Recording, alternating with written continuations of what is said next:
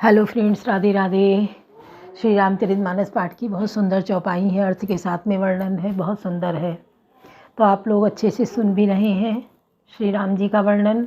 और इस समय तो बहुत ठंड पड़ रही है और ये महाकुंभ चल रहा है। अभी मकर संक्रांति से शुरू होगा और 45 दिन का पूरा बसंत पंचमी शिवरात्रि सब होगा। महापर्व ये स्नान होंगे, शाही स्नान होंगे, जिनमें ये तिथियां हैं। मकर संक्रांति की है, माघी पूर्णिमा है, बसंत पंचमी है, शिवरात्रि है। तो इस तरह से ये शाही स्नान होंगे महाकुंभ में।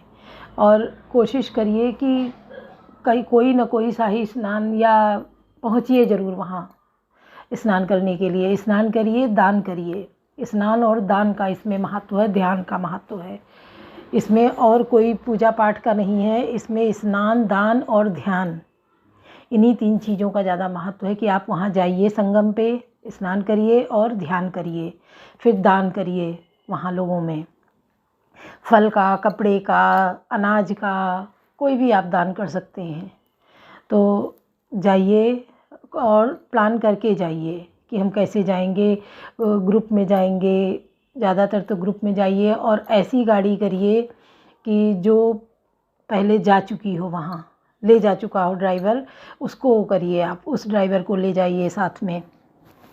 क्योंकि जो ये लोग वहाँ जाते हैं, इतनी भीड़ है, किधर से कौन सा रास्ता मोड़ देंगे नहीं पता है। संगम पे आप पहुँच पाएंगे भी कि नहीं पहुँच पाएंगे इतनी भीड़ में।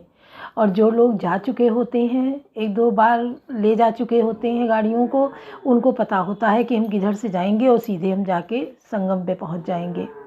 पिछली बार जो संगम पड़ा था, ये कुंभ पड़ा था, तो भी हम गए थे और सीधा संगम पे जाके रुके थे। वहीं संगम पे स्नान किया, सब बोरियां लगी थी, बड़ी व्यवस्था थी कि कोई डूबे ना, कुछ ना हो। बांस बल्लियाँ बंधी थी, संगम पे ही कि सब वो बना था कि आप अंदर जाके कपड़े बदल लीजिए। लेडीज़ के लिए बहुत अच्छी व्यवस्था थी, सुंदर व्यवस्था थी। और इतने लंबा कुंभ चलता है कि इतनी साफ़ सफाई की व्यवस्था है कि कहीं गंदगी आपको मिलेगी नहीं। बालू की सब ज़मीन है और इतना बड़ा सब तैयार किया गया है कि आप देखते रहिए। वैसे तो वहाँ जाके 2-4-8 दिन रुकने वाला है कि 8 दिन आप प्लान करके जाएं, रुकें और घूमें, पर इतना समय सबके पास नहीं है। आगे होगा तो जाएंगे, ये भी प्लान है दिमाग में, पर आगे अभी नहीं। और वहाँ जाके टॉयलेट की तो वो व्यवस्था है, सब लाइन से टॉयलेट बने हैं, इंडियन, वेस्टर्न, सब तरह के हैं। सारी गंदगी बाहर हो रही है, कहीं नहीं। आप जब जाएंगे तो आपको रास्ते से ही वहाँ का दिखने लगेगा। आप बिल्कुल झूमना शुरू कर देंगे, एकदम सनातनी बन जाएंगे और भगवान का नाम जप करने लगेंगे। तो नाम जप वहाँ का, कलयुग का तो वैसे भी नाम जप ही महान महिमा है कि कलयुग केवल नाम आधारा। कलयुग में आप कोई भी नाम ले लीजिए, उसका जप करते रहिए। तो चलते, उठते, बैठते, सोते, जगते आप उस नाम को पकड़े रहें और उसी नाम का जप करें। राधा नाम ले लीजिए, राधे राधे, श्री कृष्णा, श्री राम, ओम नमः शिवाय, कोई भी नाम आप ले लीजिए। और इतना ज़्यादा भयंकर तीसरी लहर कोरोना वायरस की आ रही है, उसको कोई और नाम दिया गया है वायरस का, और वो शुरू हो गया है। और चाइना वगैरह में तो सोच लो, पीपी किट पहन के इलाज कर रहे हैं लोगों का। और जो फ़्लाइटें आ रही हैं उन पे, इंडिया में, उन बाहर से, उनमें भी बड़ा ध्यान दिया जा रहा है, बड़ा प्रिकॉशन लिया जा रहा है। और उसके लिए सचेत हो जाइए। सचेत होने के लिए आपको मास्क ज़रूरी है, अपने पास सैनिटाइज़र ज़रूरी है, और कपूर ज़रूरी है, लौंग कपूर। इस लौंग कपूर की पोटली बनाइए, सब अपने पास रखिए, थोड़ी थोड़ी देर पे उसको सूंघते रहिए, लौंग कपूर की पोटली। और इसमें बचेगा वही जो सनातनी होगा। लोग इसका मजाक बनाए हैं सनातन का, वही अब देखेंगे कि सनातन होता क्या है। तभी भारत विश्वगुरु बनेगा जब सारी दुनिया चपेट में आएगी। और इसमें यही नाम जप वाले सनातनी जो हैं, यही बचेंगे, तभी भारत विश्वगुरु बनेगा। और इसमें सनातन धर्म की महिमा का खुद देखेंगे अपनी आँखों से, और शुरू हो गया है। आप संभल देखिए, आप मुजफ्फरनगर देखिए, आप कहीं भी देखिए, हर जगह से शुरुआत हो गई है। पूरा नक्शा मिल रहा है, पुराना, इतने सालों पुराना नक्शा मिल रहा है जिसमें सारे कुएं और वो उसी जगह पे वैसे ही मिल भी रहे हैं जैसे नक्शे में चिन्हित हैं। तो उस तरीके से सारा कुछ हो रहा। कल की भगवान का अवतार होगा, वो बाल रूप में अवतरित होंगे और आके वो उनके हाथ में नंगी तलवार होगी, म्यान भी नहीं होगी कि उसमें धर लें। नंगी तलवार हाथ में होगी, धनुष होगा और परशुराम जी उनके गुरु इंतज़ार कर रहे हैं पर्वत पे कि कल की भगवान अवतार लें तो उनको शिक्षा दीक्षा देने के लिए परशुराम जी देंगे। और जो ये जागृत अवस्था में अजर अमर हैं वो लोग सब कल की भगवान के सहायक बनेंगे। उनको सब अपने अपने हथियार देंगे, उनकी ताकत को बढ़ाएंगे सब लोग। वो भी कुछ दिन के लिए अलग हो जाएंगे जो परशुराम जी से शिक्षा प्राप्त करने जाएंगे। फिर जब आएंगे तो इनका सफ़ेद घोड़ा होगा, बिल्कुल सफ़ेद घोड़े पे ये सवार होंगे और शंकर जी अपना देंगे इनको त्रिशूल और सब लोग, सब देवी देवता इनको सहायक बन के और इनका साथ देंगे। तब ये कली को जो है युद्ध में मारेंगे। जैसे त्रेता युग में रावण था, उसको राम ने मारा था, तब कितने लोगों को सहायक बने थे। और द्वापर में कंस को मारा था कृष्ण ने, कंस भी ऐसे दुरात्मा था। वैसे कलयुग में कली नाम का राक्षस होगा, उसका वध करेंगे कल की भगवान, कली को।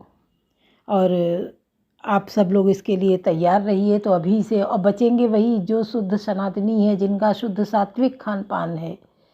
नॉनवेज नहीं चलेगा, संभल जाइए, अभी से छोड़ दीजिए। आप इधर झुक जाइए सनातन में। और जो कुछ लोग बचेंगे, क्योंकि सारी दुनिया को तो जाना है, तभी तो वो लोग धर्म परिवर्तन कर रहे हैं और जा रहे हैं दूसरे में, क्योंकि उनको सबको जाना है। वो धर्म परिवर्तन करके और सनातन से दूर हो रहे हैं, इसीलिए दूर हो रहे हैं क्योंकि सारे लोग नहीं बच पाएंगे। बहुत, रावण का तो 1 लाख पूत 1.25 लाख नाती थे, इतनी बड़ी सेना थी उनकी, सब चली गई, तहस नहस हो गई, बिल्कुल ढह गई। राम के आगे कोई नहीं टिका। राम, हनुमान, जामवन और ये सुग्रीव, अंगद, सब इनके महान महान योद्धा थे। जो सात्विक थे विभीषण, ये बहुत सात्विक थे। ये भगवान नाम जप करते थे लंका में भी रह के। बाकी सब तो रावण को ही भगवान मानते थे, रावण को ही जपते थे। विभीषण केवल राम को मानते थे और राम नाम करते थे, तभी विभीषण बचे हैं और इनका घर बचा, बाकी सारी लंका जल गई।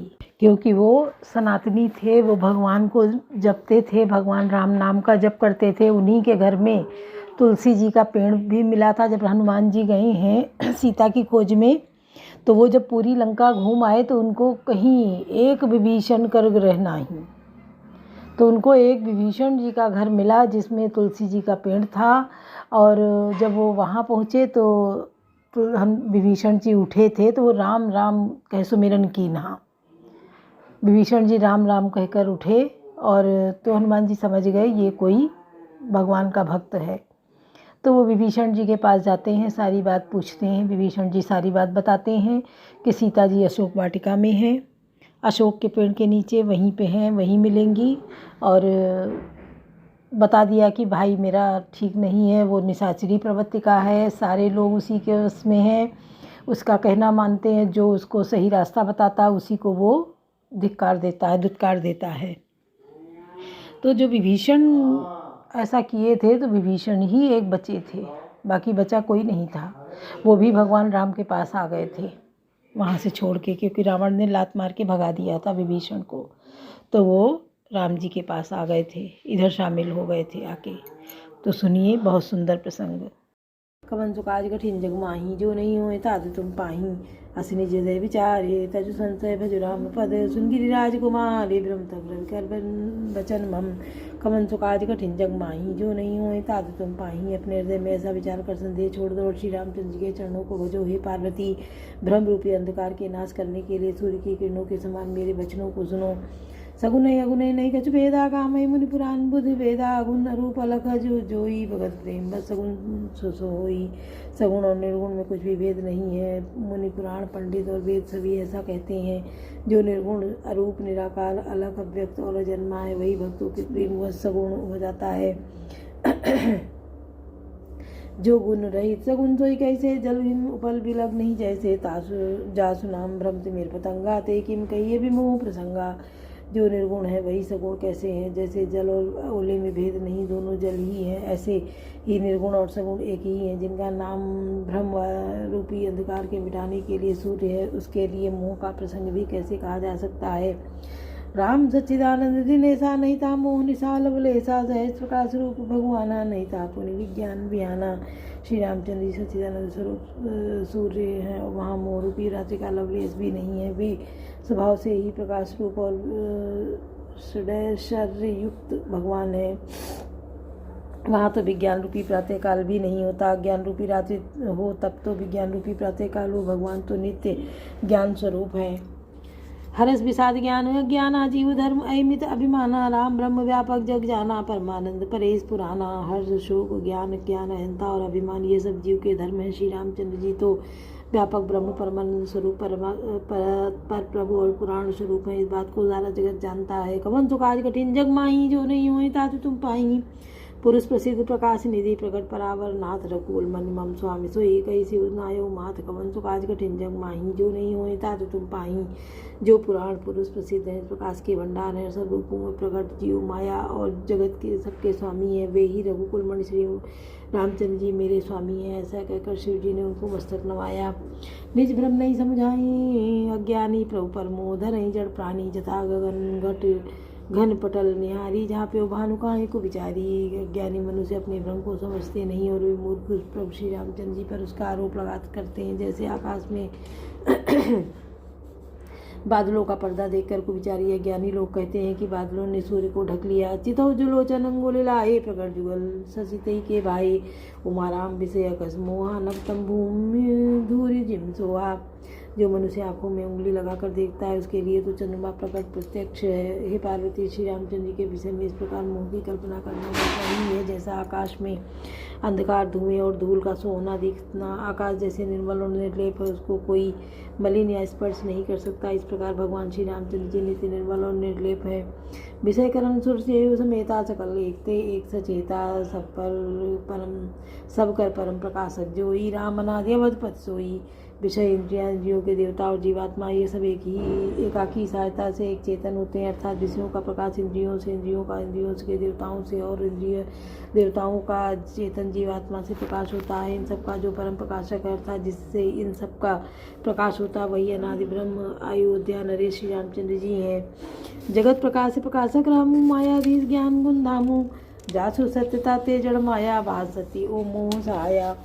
नई जगत प्रकाश से और श्री रामचंद्र जी इसके प्रकाशक है। वे माया के स्वामी और ज्ञान तथा गुणों के धाम है जिनकी सत्ता के मोह से सहायता पाकर जड़ माया भी सत्य की भाषित होती है। कवन तो काज कठिन जग माही जो नहीं हुई ताते तुम पाई। रजत सीप मऊ भास जिम्मी जता भानु कर बारी जदत साथियों काल सोई ब्रह्म न सकई को कटारी। कवन तो काज कठिन जग माही जो नहीं हुए ताते तुम पाही। जैसे सीप में चांदी की और सूर्य की किरणों में पानी की बिना हुए भी प्रतीत होती है। यद्यपि यह प्रतीत तीनों कालों में झूठ है तथापि इस भ्रम को कोई मिटा नहीं सकता। यही विधि जगह हरे आश्रित रही जदप सदा असत्य देत दुख आई। जो सपने सिर काटे कोई बिन जागे न दूर दुख होई। इसी तरह इस संसार भगवान के आश्रित रहता है। यद्यपि असत्य है कि तो भी दुख तो देता ही है। जिस तरह स्वप्न में कोई सिर काट ले और बिना जागे वह दुख दूर नहीं होता। जासु कृपा से भ्रम मिट जाई गिर जासु कृपाल रघुराई। आदि अंत को जासु न पावा मति अनुमानी निगम असगावा। हे पार्वती जिनकी कृपा से इस प्रकार का भ्रम मिट जाता है वही कृपाल श्री रघुनाथ जी हैं जिनका आदि और अंत किसी ने नहीं जान पाया। वेदों ने अपनी बुद्धि के अनुसार अनुमान करके इस प्रकार नीचे लिखे हुए अनुसार गाया है। बिनु पति चलई सुनई बिनु काना बिनु कर करम करई बिधि नाना आनंद रहित सकल रस भोगी बिनु बानी भक्ता बड़ जोगी।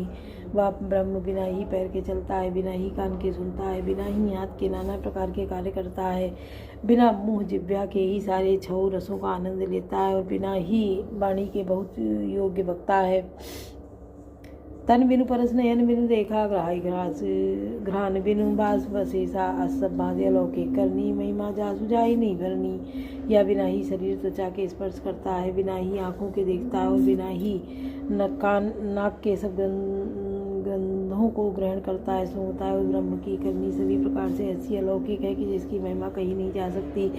कवन सो काज कठिन जग माही जो नहीं हो तात तुम पाही जय जेहि इमिगा मई वेद बुध जाहि धरई मुनि ध्यान।